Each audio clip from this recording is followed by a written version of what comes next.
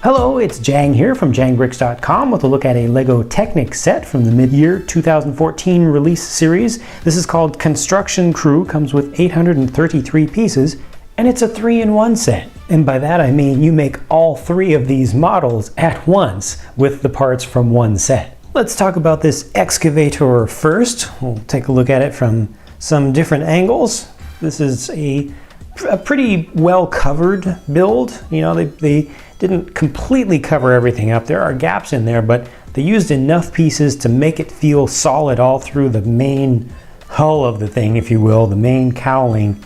I appreciate that. And then each of these models has 2 gear-driven actions to it, and this one also has something additional. So for this one, first of all, you can just move it by yourself. You can move it along on the tracks. The tracks are a little bit loose, but that actually makes it easier. The thing is able to rotate around, but that's actually one of the geared mechanisms. This knob up here on the top, you can turn that to turn the thing around. Not the most effective thing, you know, you easily could have just put a knob in the middle and just used that to turn the thing directly, but this is activated by the gear. There's a little bit of gear reduction in there. That's a nice little thing, but of course, much nicer is the use of this hydraulic ram to elevate the main arm. So the whole thing goes up and down. The knob is on the back to bring that up and down. You can just see it kind of works slowly. It's got a little screw drive inside of there. And then for one additional action, of course, you want to be able to dig with this thing, and that's a manual thing, but it's still done very nicely because they really worked out the geometry very well there to get 2 actions in one, and it's a very effective scooping motion. You know, looks like it'll do the trick. You just have to kind of coordinate with the motion of the ram well in advance because it's just so slow to turn that around. But still, a very nice looking thing for the limited number of parts. It's really great that they were able to get so much motion, so much gear-driven stuff built into it and nicely integrated. You know, nothing's really sticking out. This one had an even more interesting build to me, the way that it was, the center of it is built up. You kind of build practically from one side to the center, and then at the very end you put the other side on. It's very effective, the way that it's built. There really are no tricks, there are no frustrating points along the way. It just doesn't quite feel like a finished thing until you get very near the end, so you kind of get some surprises to it. The 2 functions for this one are, one, turning, so it's articulated in the middle. That's what this gear up on the top acts as a knob to turn that thing. The wheels turn very easily with the nice big real rubber tires, which are semi-pneumatic, so you can kind of squish those down. And then the other action actually goes through this universal joint that you see here, and that's to raise and lower the main arm once again in the front. This one works quite a bit faster than the one on I almost said escalator twice. The excavator.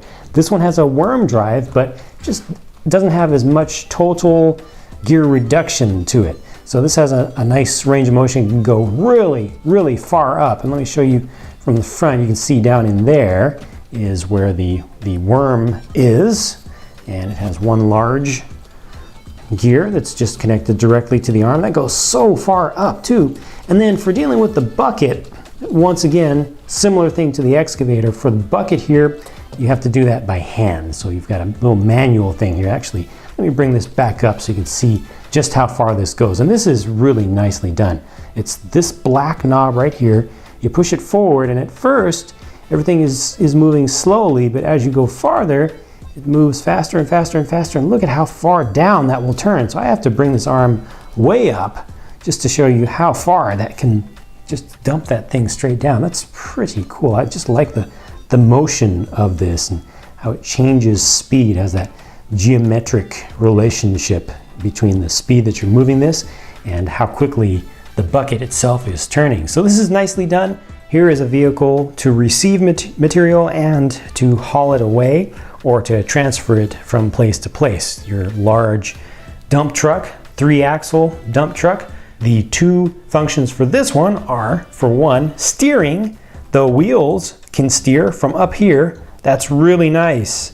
Really, really nice. It's well hidden in there. You know, they've got a narrow space to build that in. This is small, you know, and Technic stuff generally takes up some, you know, a good amount of space to really fit it in a durable way. And this is well done.